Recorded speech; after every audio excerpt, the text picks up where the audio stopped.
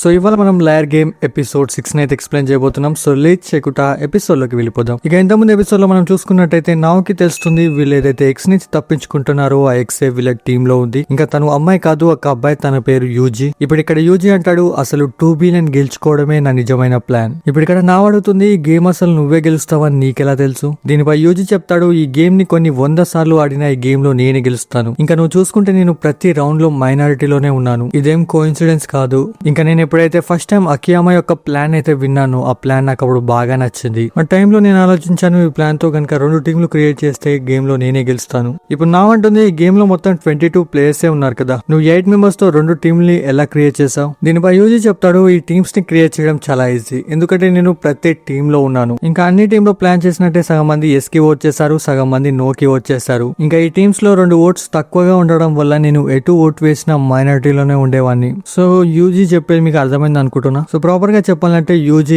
3 టీంలలో ఒక మెంబర్, అంటే తన దగ్గర ఇప్పుడు 3 ఓట్స్ కి సంబంధించిన పవర్ ఉంది. అంటే తను సపోజ్ ఎస్ కి ఓట్ చేసిందంటే తనకి 2 ఓట్స్ తక్కువ పడతాయి, కాబట్టి తను ఎప్పుడు మైనారిటీలోనే ఉంటుంది. ఐ థింక్ మీకు ఇది అర్థమైంది అనుకుంటా. అర్థం కాకపోతే కింద కామెంట్ చేసి చెప్పండి, నేను క్లారిఫై చేస్తాను నెక్స్ట్ ఎపిసోడ్ లో. సరిగా ప్రెసెంట్ లో ఇదంతా విని నా షాక్ లో ఉంటుంది. ఇప్పుడు ఇక్కడ యూజీ అంటాడు, నేను ఆ మీటింగ్ కంప్లీట్ అయిన తర్వాత వెంటనే వెళ్లి 2 టీమ్స్ ని క్రియేట్ చేశాను. ఇంకా నేను నీతో అందరితో మాట్లాడు, ఇంకా అబ్జర్వ్ చేయని కావాలనే చెప్పాను. దీనివల్ల నా ప్లాన్ కూడా పనిచేసింది, నేను ఇంకా అందరితో మాట్లాడగలిగాను. ఇంకా ఇవి కాకుండా నెంబర్ 15 ఎక్స్ అని నేను నిన్ను నమ్మించాను. దీనివల్ల నీ ఫోకస్ మొత్తం నెంబర్ 15 మీదకే వెళ్ళిపోయింది. ఇంకా నేనే కావాలని నెంబర్ 15 లాస్ట్ రౌండ్ దాకా తీసుకొచ్చాను. దీనివల్ల నువ్వు ఇంకా మిగతా వాళ్ళు నమ్మేశారు అతనే ఎక్స్ కావచ్చని. ఇప్పుడు ఇక్కడ ఇదంతా విని నెంబర్ 11 యూజీ మీదకి అరవడం మొదలు పెడతాడు. తనంటాడు, నువ్వు కాంట్రాక్ట్ లో సైన్ చేసిన దాని ప్రకారం నువ్వు మాకు మనీని ఇవ్వాలి. దీనిపై యూజీ చెప్తాడు, అదొక ఫేక్ సైన్ కాబట్టి నేను మనీని తిరిగి ఇవ్వాల్సిన అవసరం లేదు. ఇప్పుడు ఇది విని నెంబర్ 11 వెంటనే తనని కొట్టడానికి ట్రై చేస్తాడు, కానీ చూసగానే యూజీ తనకు ఒక మంచి పంచ్ అయితే ఇస్తాడు. యూజీ అంటాడు, కరాటేలో నేను బ్లాక్ బెల్ట్ ని, ఇంకా మీరంతా ఓడిపోవడానికి కారణం నేను కాదు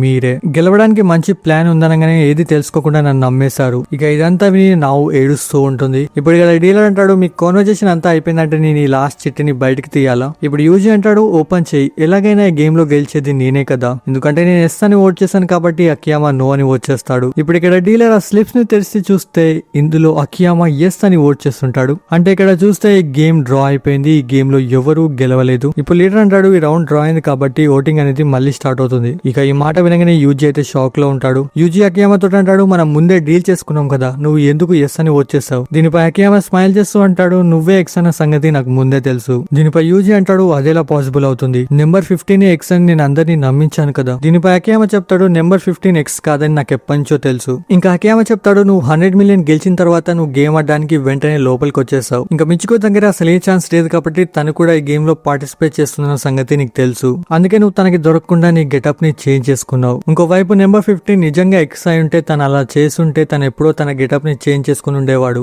ఇప్పుడు యూజీ అకియామాతో అడుగుతాడు, నీకు నా ప్లాన్ గురించి ఎలా తెలిసింది? దీనిపై అకియామా చెప్తాడు, నాకు ముందు నుంచే తెలుసు. నేను ఏదైతే పర్ఫెక్ట్ ప్లాన్ అన్నానో అది పర్ఫెక్ట్ ప్లానే కాదు, ఎందుకంటే ఇలాంటి ప్లాన్ ఇంకొక టీం కి వచ్చుంటే ప్రతి రౌండ్ డ్రా అయి ఉండేది. ఇక ఇదంతా తెలిసిన తర్వాత కూడా నేను మిమ్మల్ని అందరినీ నమ్మించాను ఇదొక పర్ఫెక్ట్ ప్లాన్ అని. ఇక దీని తర్వాత నేను అందరినీ అబ్జర్వ్ చేయడం స్టార్ట్ చేశాను, మన మధ్యలో ఇంకో టీం ఉందో లేదో అని. ఇలా అబ్జర్వ్ చేస్తుంటే నాకు తెలిసింది, కొంచెం సేపటి ముందు భయపడే వాళ్ళంతా ఇప్పుడు కొంచెం ప్రశాంతంగా ఉన్నారు. అదేంటో గేమ్ ఓడిపోతానన్న టెన్షన్ ఇక్కడ ఎవ్వరిలో లేదు. ఇంకా ఇదంతా కాకుండా ఫస్ట్ రౌండ్ అయిపోయిన తర్వాత ఓడిపోయిన వాళ్ళంతా ప్రశాంతంగా వెళ్ళిపోయారు. వాళ్ళకి అసలు 100 మిలియన్ అప్పు కట్టాలనే టెన్షన్ లేదు. అంటే మేమంతా గెలుస్తామని నమ్మకం ఉంది కాబట్టి వాళ్ళంతా అలా ఉన్నారు, లేకపోతే సగం మంది ఎప్పుడో ఇక్కడే ఏడ్చుండేవాళ్ళు. ఇంకా ఇదంతా చూసిన తర్వాత ఇక్కడ ఒక టీం ఉండొచ్చన్న అనుమానం నాకు వచ్చింది. ఇక మార్నింగ్ నా కాల్ చేసిన తర్వాత ఇది నిజమే అని నేను క్లారిఫై చేసుకున్నా. కాల్ లో తను నాకు చెప్పింది, రిజల్ట్ చూడడానికి నేను కాకుండా ఇక్కడికి ఇంకొక ప్లేయర్ కూడా వచ్చాడు. ఇది విన్నాక నేను ఆలోచించాను, 100 మిలియన్ అప్పున్న వాడు ఇక్కడికి ఎందుకు వస్తాడు? అంటే తన టీం వాడు గెలిచిండో లేదో చూడడానికి ఇక్కడికి వచ్చాడు. ఇప్పుడు ఇక్కడ యూజీ అడుగుతాడు, అదంతా సరే కానీ ఎక్స్ నేనే అని ఎలా కనిపెట్టావు? దీనిపై అకియామా చెప్తాడు, నా ఫస్ట్ ఎక్స్ గురించి చెప్పినప్పుడు నువ్వు చాలా భయపడ్డావు. ఇక ఆ టెన్షన్ లో నువ్వు ఒక తప్పు చేశావు. నువ్వు చెప్పావు నెంబర్ 15 మీద నాకు కూడా అనుమానంగా ఉంది, తనకు అసలు గేమ్ ఓడిపోతాననే భయమే లేదు, ఎలాగంటే 100 మిలియన్ కి సంబంధించిన చెక్ అతని దగ్గరనే ఉన్నట్టు. ఇది విని యూజీ అడుగుతాడు, నేను దీనిలో తప్పేమి చెప్పాను? ఇది విని అకియామా చెప్తాడు, ఎక్స్ 100 మిలియన్ కొట్టేస్తాడని నావు నీతో చెప్పింది, కానీ తను చెక్ కి సంబంధించిన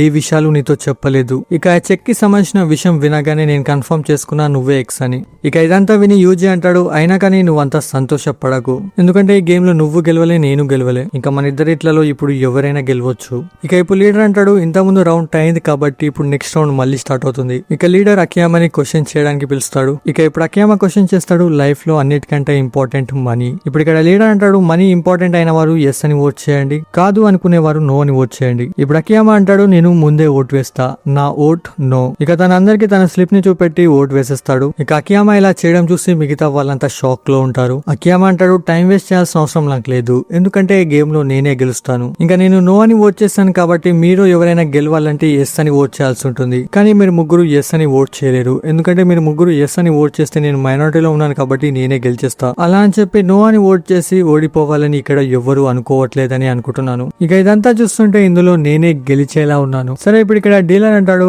మీ టైం అనేది పని స్టార్ట్ అవుతుంది. ఇంకా ఈ గ్యాప్ లో వీళ్ళంతా నౌనైతే బయటికి పంపిస్తారు. రిజల్ట్స్ వచ్చిన తర్వాత తను మళ్ళీ లోపలికి రావచ్చు. ఇక ఇంకో వైపు మనం నెంబర్ 11 అయితే చూస్తాం. తను ఆలోచిస్తూ ఉంటాడు, అకియామా నో అని ఓట్ చేస్తాడు అంటే నేను ఎస్ అని ఓట్ చేస్తే నేను గెలిచేస్తాను, కానీ దానికోసం మిగతా ఇద్దరు నో అని ఓట్ చేయాల్సి ఉంటుంది. ఒకవేళ వాళ్ళిద్దరు ఎస్ అని ఓట్ చేస్తే అకియామా గెలిచేస్తాడు. ఇక తను ఇలాగే బాగా ఆలోచిస్తుండగా తనకి ఐడియా వస్తుంది, ఇక్కడ ఒక టీమ్ ని రెడీ చేస్తే ఎలా ఉంటుందని. తను ఆలోచిస్తాడు, ఇక్కడ నేను ఒక టీమ్ ని రెడీ చేసి గెలిచిన తర్వాత ఆ మనీని మేమిద్దరం పంచుకుంటాం. ఇంకా మా టీమ్ లో ఒకరు ఎస్ అని ఓట్ చేయాల్సి ఉంటుంది, ఇంకొకరు నో అని ఓట్ చేయాల్సి ఉంటుంది. ఇలా ఒకవేళ నెంబర్ 15 ఎస్ అని ఓట్ చేస్తే మళ్ళీ గేమ్ డ్రా అవుతుంది, కానీ తను నో అని ఓట్ చేస్తే మేము ఆ మ్యాచ్ లో గెలిచేస్తాం. ఇక నెంబర్ 11 ది ప్లాన్ బాగానే ఉంటుంది, కానీ తను ఇది ఆలోచించాలి, టీమ్ లో పార్ట్నర్ గా ఎవరిని చేసుకోవాలనేది. ఇక ఈ విషయాన్ని తను బాగా ఆలోచించి మళ్ళీ యూజీ దగ్గరికి అయితే వెళ్తాడు. ఇప్పుడు యూజీ అంటాడు, నువ్వు ఇంత ముందే మోసపోయావు కదా, మళ్ళీ ఇక్కడికి ఎందుకు వచ్చావు? దీనిపై నెంబర్ 11 అంటాడు, నువ్వు ఈ కాంట్రాక్ట్ లో పెట్టింది ఫేక్ సిగ్నేచరే కావచ్చు, కానీ నేను మాత్రం రియల్ సిగ్నేచర్ ని పెట్టాను. అంటే ఈ గేమ్ లో కనుక నేను గెలిస్తే కాంట్రాక్ట్ ప్రకారం ఈ మనీ మొత్తం అందరితో పంచుకోవాలి. ఇంకా ఇది కాకుండా నెంబర్ 15 ఇలాంటి కాంట్రాక్ట్ మీదనే వాళ్ళ టీమ్ తో సైన్ చేశాడు.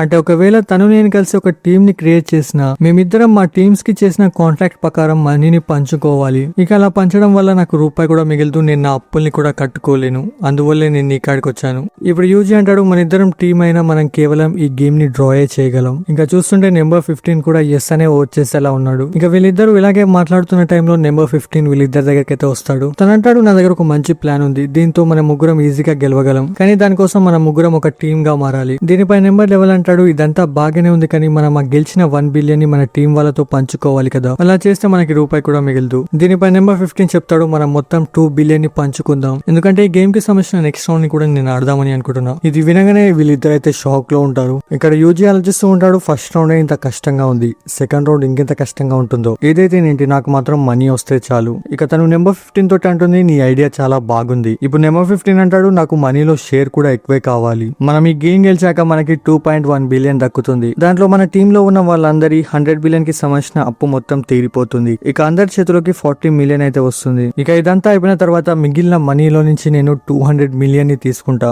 ఇక మిగిలిన 1.2 మిలియన్ నీకు ఇచ్చేస్తా. తను అంటాడు, టీం వాళ్ళందరికీ 40 మిలియన్, కానీ నాకు మాత్రం 1.1 మిలియనేనా? ఇంకా 200 మిలియన్ మొత్తం నువ్వే తీసుకుంటే నేను 100 మిలియన్ అప్పుని ఎలా కట్టాలి? దీనిపై నెంబర్ 15 చెప్తాడు, నీ దగ్గర ఆల్రెడీ 100 మిలియన్ కి సంబంధించిన చెక్ ఉంది కదా, అది కాకుండా నువ్వు మమ్మల్ని అందరినీ మోసం చేసావు. ఇక నా పర్సనల్ ఒపీనియన్ నీకు ఇదే ఎక్కువ. ఇక ఇదంతా వినగానే యూజీ వీళ్ళందరితో గొడవ పడడం మొదలు పెడతాడు. తను అంటాడు, నాకు అందరిలాగే 40 మిలియన్ కావాలి. ఇక వీళ్ళంతా ఇలాగే గొడవ పడుతూ ఉంటారు. ఇంకా టైమర్ ఏమో అయిపోతూ ఉంటుంది. ఇక్కడ యూజీకి ఏమో ఎక్కువ మనీ కావాలి, ఇంకా నెంబర్ 15 ఏమో నేను ఇవ్వను అంటూ ఉంటాడు. ఇక వీళ్ళిద్దరు ఇలాగే గొడవ పడుతూ ఇక ఓట్ వేయడానికి 10 మినిట్స్ కి సంబంధించిన టైమే ఉంటుంది. ఇక దీన్ని చూసి యూజీ అంటాడు, మనం ఈ రౌండ్ ని డ్రా చేద్దాం, దీని వల్ల మనకి రేపటి దాకా టైం మిగులుతుంది, ఆ టైం లోపు మనం ఒక మంచి ప్లాన్ ని రెడీ చేసుకుందాం. ఇది విని వీళ్ళిద్దరు ఈ ప్లాన్ కు ఒప్పుకుంటారు, కానీ నెంబర్ 11 కి యూజీ మీద నమ్మకం లేదు. తనంటాడు, తిను మళ్ళీ మనల్ని మోసం చేయొచ్చు. దీనిపై నెంబర్ 15 అంటాడు, అలాగైతే సరే, మీకు సంబంధించిన ఓట్స్ ని కూడా నేనే వేస్తాను. ఇది విని వీళ్ళిద్దరు కూడా ఈ ప్లాన్ కి ఒప్పుకుంటారు. ఇక దీని తర్వాత నెంబర్ 15 వీళ్ళ ముగ్గురికి సంబంధించిన ఓట్స్ ని అయితే వేసేస్తాడు. ఇక ఇదంతా అయిపోయిన తర్వాత వీళ్ళ రిజల్ట్స్ అయితే వచ్చేస్తాయి. దీంతో నావ్ కూడా లోపలికి వచ్చేస్తుంది. ఇప్పుడు ఇక్కడ మనం అకియామాని చూస్తే తనేమో స్మైల్ చేస్తూ ఉంటాడు. తనంటాడు, మీరు ముగ్గురు నేను అనుకున్నట్టే చేశారు. ఇది విని వీళ్ళ ముగ్గురికి అసలు ఏమీ అర్థం కాదు. అండ్ ఇదే సస్పెన్స్ తో ఈ ఎపిసోడ్ ఇక్కడే కంప్లీట్ అయిపోతుంది. ఈ ఎపిసోడ్ మీకు ఎలా అనిపిస్తుందో కింద కామెంట్ చేసి చెప్పడం మర్చిపోకండి. ఇంకా నెక్స్ట్ ఎపిసోడ్ అనేది రేపు వస్తుంది. And that's it. ఇక ఇంకేమైనా డౌట్స్ ఉంటే కింద కామెంట్ చేసి చెప్పండి. ఇంకా వెళ్ళే ముందు ఈ వీడియో క్లిక్ చేయడం మర్చిపోకండి. ఛానల్ కూడా కొత్త సబ్స్క్రైబ్ చేసుకోండి. బాయ్.